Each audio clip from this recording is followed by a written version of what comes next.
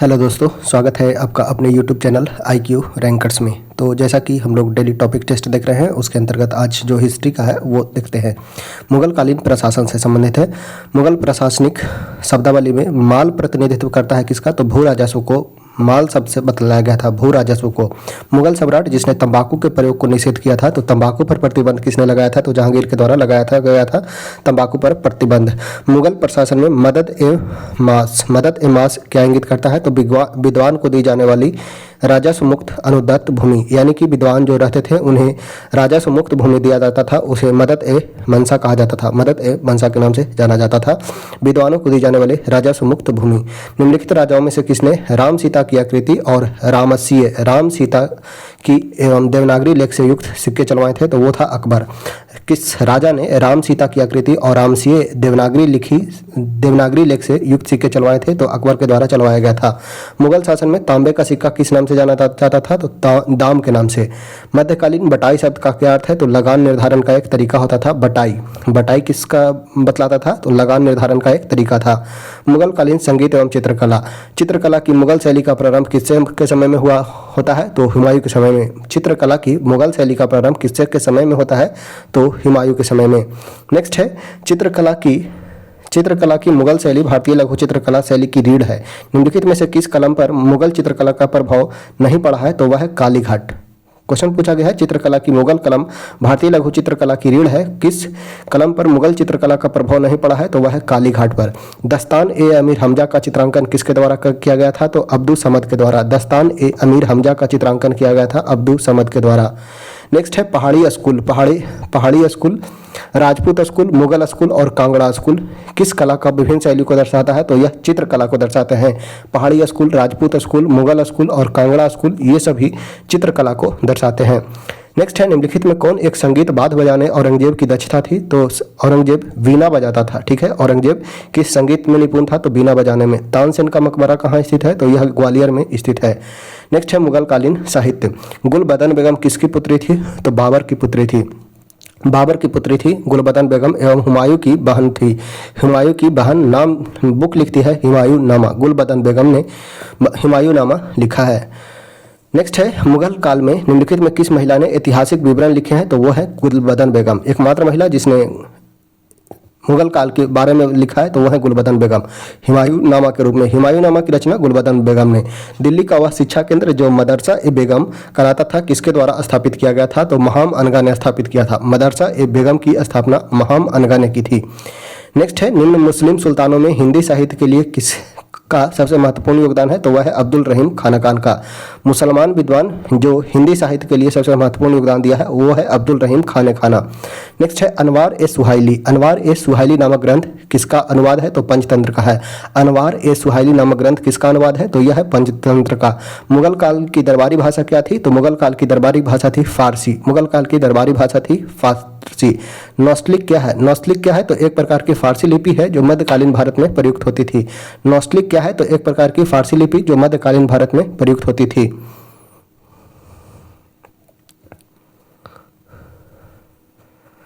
निम्नलिखित में किस एक महत्वपूर्ण कृतियां रामचंद्रिका एवं रसक प्रिया की रचना की थी?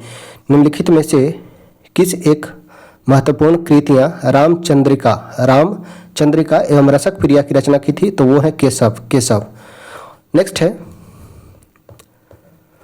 मुगल काल के विविध। मुगल काल में निम्नलिखित बंदरगाहों में से किसको बाबुल मक्का यानी कि मक्का का द्वार कहा जाता था? तो सूरत को। मुगल काल में किस बंदरगाह को बाबुल मक्का यानी कि मक्का का द्वार कहा जाता था? तो सूरत को। मुगलों ने नवरोज का त्यौहार लिया था किससे? तो पारसी से लिया था। मुगलों ने नवरोज का त्यौहार किससे लिया था? तो ये लिया गया था पारसी से। नेक्स्ट है पंजाब में अमृतसर नगर को किसने स्थापित किया था? तो गुरु रामदास ने। पंजाब में अमृतसर नगर को स्थापित किया किसने? तो गुरु रामदास ने। किस सिख गुरु को अकबर ने 500 बीघा जमीन दिया था? तो रामदास, चतुर्थ गुरु रामदास को 500 बीघा जमीन दिया था अकबर ने। नेक्स्ट है संत रामदास को किसके शासनकाल में संबंधित किया जाता है? तो अकबर के समय में 1534 से 31 काल है अकबर के समय। किस सिख गुरु ने विद्रोही राजकुमार खुसरो की सहायता की एवं धन एवं आशीर्वाद की थी? तो वो थे गुरु अर्जुन देव ने। गुरु अर्जुन देव ने खुसरो की सहायता की थी जिसके कारण जहांगीर ने इसे मरवा दिया था। आदि ग्रंथ अथवा गुरु ग्रंथ साहिब का संकलन किसने किया? तो गुरु अर्जुन देव ने। आदि ग्रंथ या गुरु ग्रंथ का संकलन किसने किया? तो गुरु अर्जुन देव ने। किस स्थान पर एक प्रसिद्ध सिख गुरुद्वारा अवस्थित है? तो यह है हेमकुंड में। एक सिख गुरुद्वारा स्थित निम्नलिखित में से किस जगह पे है? तो यह है हेमकुंड में। रूपकुंड यह एक झील है, रूपकुंड यह एक झील है। हेमकुंड में प्रसिद्ध सिख गुरुद्वारा स्थित है।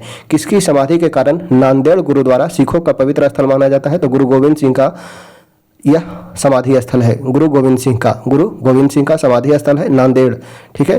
किस सिख गुरु की मृत्यु के लिए औरंगजेब जिम्मेदार था? तो गुरु तेग बहादुर की मृत्यु के लिए जिम्मेदार औरंगजेब को माना जाता है। 21 जनवरी को जन्म दिवस किनका है? तो गुरु गोविंद सिंह का जन्म दिवस है 21 जनवरी को। नेक्स्ट है, सिख के अंतिम गुरु कौन है? तो सिख के अंतिम गुरु है गुरु गोविंद सिंह। खालसा पंथ के संस्थापक हैं गुरु गोविंद सिंह। खालसा पंथ कितने वर्ष पहले प्रारंभ किया गया था? तो लगभग 1699 में, यानी कि 300 साल पहले। खालसा पंथ कितने वर्ष प्रारंभ किया गया था? तो लगभग 300 साल पहले। सिख साम्राज्य का अंतिम शासक कौन है? तो वो है दलीप सिंह। सिख साम्राज्य के अंतिम शासक हैं दलीप सिंह। नेक्स्ट है मराठा राज और संघ। मराठों के उत्कर्ष के कौन सा कारण सही है? तो धार्मिक चेतना थी, राजनीतिक जागृति हुई एवं उच्च नेतृत्व शक्ति के कारण मराठों का उत्कर्ष माना जाता है। शिवाजी ने मुगलों को किस युद्ध में हराया था? तो सलहार युद्ध में। शिवाजी ने मुगलों को किस युद्ध में हराया? तो सलहार युद्ध में। वह कौन सेना नायक था जिसे बीजापुर के सुल्तान ने 1659 में शिवाजी को दबाने के लिए भेजा था? तो अफजल खान ने। वह कौन सेना नायक था जिसे बीजापुर के सुल्तान ने 1659 में शिवाजी को दबाने के लिए भेजा था? तो वो था अफजल खां। नेक्स्ट है, शिवाजी मुगलों की कैद से भागने के समय कौन से नगर में कैद थे? तो आगरा में कैद थे। शिवाजी मुगलों की कैद से भागने के समय कौन से नगर में कैद थे? तो आगरा में। शिवाजी की राजधानी थी रायगढ़। शिवाजी की राजधानी थी कहाँ? तो यह था रायगढ़। अष्टप्रधान नाम की मंत्रिपरिषद किसके शासनकाल में है? तो मराठा शासक शिवाजी के समय में। अष्टप्रधान शिवाजी के समय में। पुरंदर दुर्ग पर विजय 1654 में। सूरत का प्रथम लूट 1664 में एवं दूसरा 1670 में। कर्नाटक अभियान 1678 में। 1674 में इन्हें सिंहासन पर बैठाया जाता है, यानी कि सत्तारूढ़ होते हैं। शिवाजी के अष्टप्रधान को जो सदस्य विदेशी मामलों को देख रेख करता था उन्हें सुमंत कहा जाता था। शिवाजी के अष्टप्रधान जो सदस्य विदेशी मामलों को देख रेख करता था वो सुमंत कहलाता था। अष्टप्रधान मंत्रिपरिषद किसके राज्य प्रबंधन की सहायता करती थी? तो शिवाजी का। अष्टप्रधान मंत्रिपरिषद किसके राज्य प्रबंध में सहायता करती थी? तो शिवाजी के शासनकाल में अष्टप्रधान होते थे। संभाजी के बाद मराठा शासन को निम्नलिखित में से किसने सरल और कारगर बनाया? तो वे थे बालाजी विश्वनाथ ने। औरंगजेब की मृत्यु के समय मराठा नेतृत्व किसके हाथों में था? तो ताराबाई के नेतृत्व में। औरंगजेब की मृत्यु के समय यानी कि 1707 में मराठा के रूलर कौन होते हैं? तो वो हैं ताराबाई। निम्नलिखित मराठा देवियों में से जिसने 1700 ईस्वी में से आगे मुगल साम्राज्य के विरुद्ध संघर्ष का नेतृत्व किया वे कौन है? तो वे हैं ताराबाई। ठीक है। मराठा देवी जिसने 1700 ईस्वी से आगे मुगल साम्राज्य के विरुद्ध संघर्ष का नेतृत्व किया वह है ताराबाई। किसके समय में मराठा राज नाजीज हो गया और पेशवा वास्तविक शासक हो गया? तो बालाजी बाजीराव के समय में। यानी कि मराठा राजा जो है उसका वैल्यू कम गया एवं पेशवा ही वास्तविक शासक बना बालाजी बाजीराव के समय में। सरजामी प्रथा का संबंध है किससे? तो मराठा भू राजस्व प्रथा से। सरजामी प्रथा का संबंध है मराठा भू राजस्व प्रथा से। नेक्स्ट है, एक इतिहासकार ने पानीपत की तीसरी लड़ाई को स्वयं देखा है, वह कौन है? तो वह है काशीराज पंडित। एक इतिहासकार जो पानीपत का तीसरा युद्ध होता है 1761 में, तो इसके समय में कौन इतिहासकार है? तो काशीराज पंडित। पानीपत के तीसरे युद्ध में किसने मराठों को हराया था? अफगानों ने मराठों को हराया था। पानीपत के तीसरे युद्ध में किसने मराठों को हराया था? तो अफगानों ने। पानीपत का तीसरा युद्ध लड़ा गया था अफगान और मराठा और अहमद शाह अब्दाली के बीच। मराठा एवं अफगान रूलर अहमद शाह अब्दाली के बीच तीसरा युद्ध 1761 में। मोडी लिपि का प्रयोग किसके विलेखों में किया गया है? तो मराठों में। मोडी लिपि का प्रयोग किसके लेखों में किया जाता है? तो मराठों के लेखों में। मराठा साम्राज्य का विघटन। औरंगजेब की 1707 ईस्वी की मृत्यु के होने के बाद सत्ता किसने संभाली? तो बहादुर शाह प्रथम ने। औरंगजेब की मृत्यु के बाद रूलर होता है वो है बहादुर शाह प्रथम। किस मुगल सम्राट ने अंग्रेजों को बंगाल में शुल्क मुक्त व्यापार की सुविधा प्रदान की थी? कौन सा मुगल सम्राट था जो अंग्रेजों को शुल्क मुक्त व्यापार दिया था? तो वो था फर्रुखसियर। 1717 में गोल्डन फरमान जारी करता है। मयूर सिंहासन पर बैठने वाला अंतिम मुगल सम्राट कौन है? तो वो है मोहम्मद शाह। मयूर सिंहासन निर्माण किया था जहांगीर। अंतिम रूलर होता है मोहम्मद शाह के समय में मयूर सिंहासन को लूट कर ले जाता है। नेक्स्ट है, किसके शासनकाल में हिजड़े तथा महिलाओं को एक वर्ग प्रभुत्व में था? तो वह है मोहम्मद शाह के समय में। हिजड़ों तथा महिलाओं का एक वर्ग का प्रभुत्व था मोहम्मद शाह। इसे रंगीला बादशाह के नाम से जाना जाता है। 1719 से 48 तक शासनकाल होता है। नेक्स्ट है, निम्नलिखित में से किस मुगल बादशाह को वजीर गाजीउद्दीन ने दिल्ली में दाखिल नहीं होने दिया था? तो शाह आलम द्वितीय को। किस मुगल बादशाह को वजीर गाजीउद्दीन ने दिल्ली में दाखिल नहीं होने दिया? तो शाह आलम द्वितीय को। अंतिम मुगल सम्राट बहादुर शाह द्वितीय था, उसके पिता का नाम क्या है? तो अकबर शाह द्वितीय। अंतिम मुगल सम्राट बहादुर शाह द्वितीय था, उसके पिता का नाम है अकबर शाह द्वितीय। नेक्स्ट है अकबर द्वितीय या अकबर शाह द्वितीय। भारत का आखिरी मुगल सम्राट कौन है? तो यह है बहादुर शाह जफर। बहादुर शाह जफर। कौन अवध का प्रथम नवाब था? तो अवध के संस्थापक हैं सआदत खान। अवध का संस्थापक है सआदत खान। नेक्स्ट है, निम्नलिखित में कौन हैदराबाद के स्वतंत्र संस्थापक हैं? तो चिनकिलिज खां या निजाम उल मुल्क। ठीक है, चिनकिलिज खां या निजाम उल मुल्क नाम याद रखना है। हैदराबाद के निजामुल मुल्क चिनकिलिज खां, अवध का सआदत खां है। नेक्स्ट है, निम्नलिखित में किसने दिल्ली में खगोलीय वेधशाला जिसे जंतर मंतर कहते हैं बनाया गया? तो जंतर मंतर बनवाया था राजा सवाई जय सिंह ने, जय सिंह द्वितीय। याद रखना है, दिल्ली के जंतर मंतर का निर्माण सवाई राजा जय सिंह द्वितीय के द्वारा करवाया गया था। नादिर शाह के आक्रमण के समय मुगल शासक कौन है? नादिर शाह आक्रमण होता है 1739 में। 1739 में रूलर रहता है मोहम्मद शाह। ठीक है, नादिर शाह का आक्रमण होता है 1739 में। 3 प्रमुख विदेशी आक्रमण याद रखना है 1221 में। 1221 में इल्तुतमिश के समय में चंगेज खां का आक्रमण होता है। 1339 में 1398 में तैमूरलंग का आक्रमण होता है। 1739 में नादिर शाह का आक्रमण होता है और इस समय होता है रूलर वो है महमूद शाह। अकबर के शासनकाल में दक्कन में निम्न पद्धति में से कौन सा भू राजस्व वसूली का प्रचलित अधिकार था? तो हल की संख्या। अकबर के शासनकाल में दक्कन में भू राजस्व वसूली का प्रचलित आधार क्या था? तो वो था हल की संख्या। नेक्स्ट है, सूची 1 को 2 से सुमेलित करना है। एलिफेंटा। एलिफेंटा यह कहाँ स्थित है?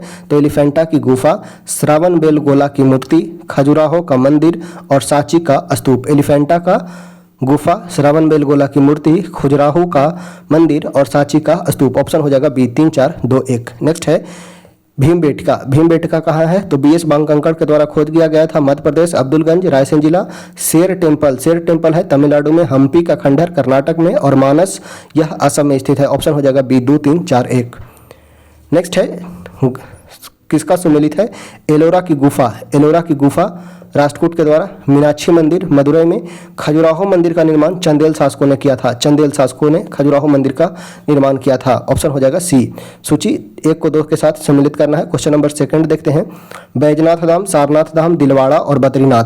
बैजनाथ धाम, बैजनाथ धाम, यह बैजनाथ कहा जाता है भगवान शिव को, यानी कि यह हो जाएगा 2। बैजनाथ धाम का संबंध है भगवान शिव से। सारनाथ का संबंध है बुद्ध की शांति एवं प्रथम प्रवचन से, यानी कि यह हो जाएगा 3। दिलवाड़ा का जैन मंदिर यहाँ पे है, दिलवाड़ा का जैन मंदिर। ऑप्शन हो जाएगा 3। बद्रीनाथ में विष्णु मंदिर है, यानी कि ऑप्शन हो जाएगा 4, यानी कि 2 3 1 4। ऑप्शन हो जाएगा ए 2 3 1 4। नेक्स्ट देखते हैं सूर्य मंदिर याद रखिएगा। सूर्य मंदिर 3 है। एक कोणार्क का सूर्य मंदिर, एक है गुजरात में सूर्य मंदिर और एक याद रखिएगा कश्मीर का उर्तंड मार्तंड द्वारा बनवाया गया सूर्य मंदिर। यहाँ पे सूर्य मंदिर पूछा गया है तो इम्पोर्टेंट है सूर्य मंदिर कोणार्क का। सूर्य मंदिर कोणार्क का। लिंगराज मंदिर यह है भुवनेश्वर में। लिंगराज टेम्पल भुवनेश्वर में। हवा महल जयपुर में। गोमतेश्वर की मूर्ति कर्नाटक में। ठीक है, गोमतेश्वर की मूर्ति कर्नाटक में। सूर्य मंदिर कोणार्क का सूर्य मंदिर, लिंगराज मंदिर भुवनेश्वर में, हवा महल जयपुर में, गोमतेश्वर की प्रतिमा कर्नाटक में। ऑप्शन हो जाएगा 2 3 4 1। ऑप्शन हो जाएगा ए। नेक्स्ट देखते हैं नालंदा फेमस है विश्वविद्यालय के लिए। सारनाथ फेमस है अशोक स्तंभ के लिए, सांची स्तूप के लिए और कोणार्क सूर्य मंदिर के। ऑप्शन हो जाएगा बी। निम्नलिखित कथनों पर विचार करें। चोलों ने पांड्य तथा चेर शासकों को पराजित कर प्रायद्वीपीय भारत पर प्रारंभिक मध्यकालीन समय में अपना प्रभुत्व स्थापित किया। बिल्कुल सही है। चोल ने दक्षिण पूर्वी एशिया के शैलेंद्र साम्राज्य के विरुद्ध सैन्य चढ़ाई की तथा कुछ क्षेत्रों को जीता। यह भी सही है, यानी कि ऑप्शन हो जाएगा सी। 1 और 2 दोनों सही है। सूची 1 को 2 से सुमेलित करना है। गुप्त नरेश के द्वारा देवगढ़ का दशावतार मंदिर का निर्माण करवाया गया था। वही खजुराहो का जैन मंदिर का निर्माण चंदेल शासकों ने किया। बादामी के चालुक्य थे एवं पल्लव का संबंध था पनमैल से। तो ऑप्शन हो जाएगा 4 3 1 2। ऑप्शन नंबर हो जाएगा ए। नेक्स्ट है निम्नलिखित में कौन सा संगम पतन पश्चिमी तट पर स्थित था? तो वह है तोंडी एवं मुसीर। संगम पतन जो पश्चिमी तट पर स्थित था वह है तोंडी एवं मुसीर। नेक्स्ट है सूची 1 को 2 के साथ सम्मिलित करना है। चालुक्यों की राजधानी थी बादामी, बादामी के चालुक्य। पल्लवों की राजधानी थी कांचीपुरम। हर्ष की राजधानी था कन्नौज एवं पांड्य की राजधानी थी मदुराई। ऑप्शन हो जाएगा 3 4 2 1, ऑप्शन नंबर ए। नेक्स्ट है सम्मिलित करना है मीनाक्षी मंदिर, मीनाक्षी मंदिर है मदुरई में, यानी कि 1 का हो जाएगा 2, मीनाक्षी मंदिर मदुरई में। वेंकटेश्वर मंदिर यह हो जाएगा आंध्र प्रदेश तिरुमल में, वेंकटेश्वर मंदिर यह हो जाएगा तिरुमल आंध्र प्रदेश में। महाकाल मंदिर, महाकाल मंदिर हो जाएगा उज्जैन मध्य प्रदेश में। बेलूर मठ, बेलूर मठ हो जाएगा हावड़ा मध्य प्रदेश, हावड़ा पश्चिम बंगाल में। तो ऑप्शन हो जाएगा 2 1 4 3, ऑप्शन नंबर हो जाएगा बी 2 1 4 3। नेक्स्ट है निम्नलिखित साहित्य के शास्त्रीय पुस्तकों में कौन सी गुप्त काल में लिखी गई है, कौन सी पुस्तक गुप्त काल में लिखी गई है। तो अमरकोश, कामसूत्र, मेघदूत, मुद्रा राक्षस। अमरकोश अमर सिंह, कामसूत्र वातास्यायन के द्वारा, मेघदूत कालिदास के द्वारा, मुद्रा राक्षस विशाख दत्त के द्वारा लिखा गया है। नेक्स्ट है पाणिनि, पाणिनि का संबंध किससे है। तो पाणिनि अष्टाध्यायी के लेखक है पाणिनि। कामसूत्र के लेखक है वातास्यायन। चाणक्य ने अर्थशास्त्र लिखा एवं राजतरंगिणी के लेखक हैं कलहन। तो ऑप्शन हो जाएगा 3 1 4 2। नेक्स्ट है सूची 1 को 2 से सम्मिलित करना है। लेखक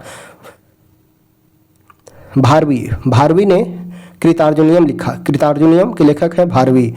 हर्षचरित नागनंदन, नागनंदन लिखा हर्ष ने, नागनंदन लेखक है हर्ष। PNR प्रियदर्शिका नागनंदन और रत्नावली के लेखक हैं हर्ष। कालिदास, कालिदास मालविकाग्निमित्रम के लेखक है कालिदास और राजशेखर कर्पूर मंजरी के लेखक है राजशेखर, यानी कि ऑप्शन हो जाएगा डी 2 4 3 1, 2 4 3 1। नेक्स्ट है सूची 1 को 2 के साथ सम्मिलित करना है। विशाख दत्त, विशाख दत्त, विशाख दत्त क्या है। तो यह एक नाटक है जो हर्षचरित्र ने लिखा। वराह मिहिर, वराह मिहिर ये एक खगोल विज्ञान है, वराह मिहिर खगोल विज्ञान है। चरक का संबंध चिकित्सा से है एवं ब्रह्मगुप्त का संबंध है गणित से। ऑप्शन हो जाएगा सी 2 3 1 4। नेक्स्ट है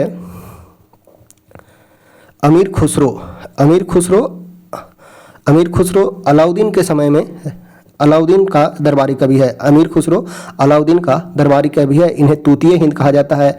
इन्होंने बीना की खोज की थी। कालिदास, कालिदास का बात किया जाए तो समुद्र चंद्रगुप्त द्वितीय के समय में कालिदास चंद्रगुप्त द्वितीय के नवरत्न, कालिदास चंद्रगुप्त द्वितीय के नवरत्नों में से एक थे। हरिसेन, हरिसेन, हरिसेन ये समुद्रगुप्त के समय में होते हैं। हरिसेन समुद्रगुप्त के समय में। हर्षवर्धन के समय में होते हैं वानभट्ट। ठीक है, तो ऑप्शन हो जाएगा 4 1 2 3। नेक्स्ट है कौन सा सम्मिलित नहीं है। कालिदास, कालिदास ने रघुवंशम लिखा। स्वप्न वासुदत्ता के लेखक हैं भास। कादम्बरी, कादम्बरी लिखा गया था वानभट्ट के द्वारा। ठीक है, वानभट्ट। हर्षचरित्र वानभट्ट, कादम्बरी हर्षचरित्र के लेखक हैं वानभट्ट। तो यहाँ पे सी हर्षचरित्र हर्ष ने लिखा था। प्रियदर्शिका नागनंदन रत्नावली, यहाँ पे सी जो है वो गलत मिलान है। नेक्स्ट है निम्नलिखित युग में कौन सा सम्मिलित है। मृच्छकटिकम शूद्रक सही है। विशाखदत्त मुद्रा राक्षस विशाखदत्त हर्षचरित्र वानभट्ट। ठीक है, तो ऑप्शन हो जाएगा बी 1 3 और 4 सम्मिलित है। नेक्स्ट है बराहमिहिर, बराहमिहिर ने बृहत संहिता लिखा। बराहमिहिर ने बृहत संहिता लिखा। विशाखदत्त ने देवी चंद्रगुप्तम, विशाखदत्त ने देवी चंद्रगुप्तम लिखा एवं शूद्रक, शूद्रक ने मृच्छकटिकम लिखा। शूद्रक मृच्छकटिकम। बिलहन, बिलहन विक्रमो देव चरित्रम, विक्रमांक देव चरित्र के लेखक हैं बिलहन। तो ऑप्शन हो जाएगा 3 4 2 5। नेक्स्ट है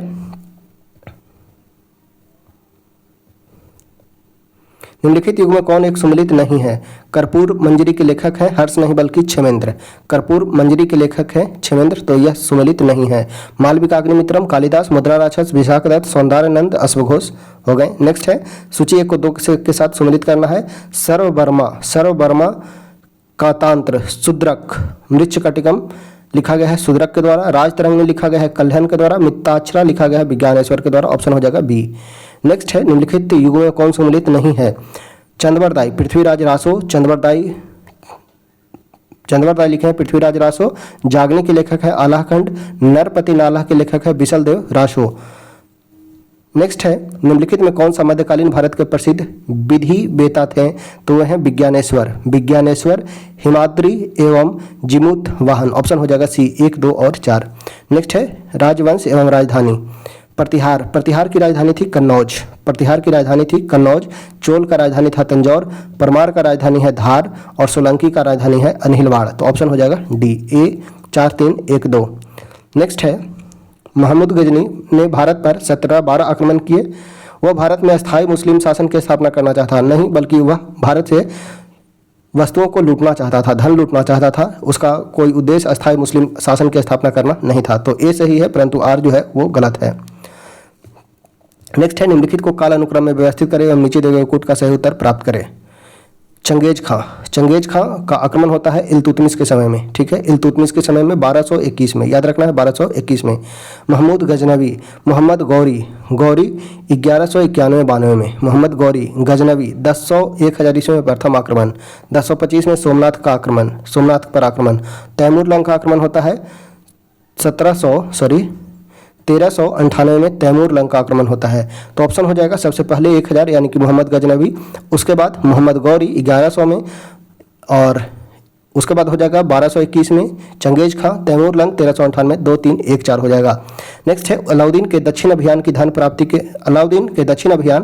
प्राप्ति के अभियान थे। बिल्कुल सही है, यह दक्षिण राज्यों को कब्जे में करना चाहता था नहीं, तो ए सही है और आर गलत है। नेक्स्ट है, 1750 ईस्वी तक मराठा साम्राज्य पेशवा की अध्यक्षता में परिसंघ बन गया। शाहू के उत्तराधिकारी पेशवा की इच्छा पर निर्भर थी। तो ए सही है एवं आर भी सही है, दोनों की सही व्याख्या भी कर रहा है। नेक्स्ट है, निम्नलिखित कथन पर विचार कीजिए जो अलाउद्दीन खिलजी से संबंधित है। उसने क्रिस्ट जमीनों पर पैगाइश के बाद जमीन की मालगुजारी वसूल की, लगान व्यवस्था को अपनी पूरी सल्तनत में लागू किया, प्रांत के गवर्नर के अधिकारों को समाप्त किया। तो इनमें से पूछा गया है वो कौन सा सही है, तो 1 और 3 सही हो जाएगा। अलाउद्दीन खिलजी के समय में दिल्ली में मूल नियंत्रण लागू था। बिल्कुल सही है, वह दिल्ली में अपने राजभवन के निर्माण में लगे हुए कारीगर को कम वेतन देना चाहता था, यह गलत है। तो ए सही है एवं आर गलत है। नेक्स्ट है, मोहम्मद बिन तुगलक ने एक नया स्वर्ण सिक्का जारी किया जो इब्न बतूता द्वारा दिनार कहलाया। मोहम्मद बिन तुगलक ने एक स्वर्ण सिक्का जारी किया जो इब्न बतूता द्वारा दिनार कहलाया गया। मोहम्मद बिन तुगलक पश्चिमी एशिया तथा उत्तर अफ्रीका देशों के साथ व्यापार में अभिवृद्धि के लिए स्वर्ण सिक्कों का टोकन मुद्रा जारी करना चाहता था। ये सही है, वही आर गलत है। निम्न को उनके कालानुक्रम में व्यवस्थित करना है। रुकनुद्दीन फिरोज, उसके बाद हो जाएगा मुबारक खां, फिरोज शाह तुगलक और उसके बाद हो जाएगा आलम शाह। ऑप्शन हो जाएगा सी 1 2 3 4।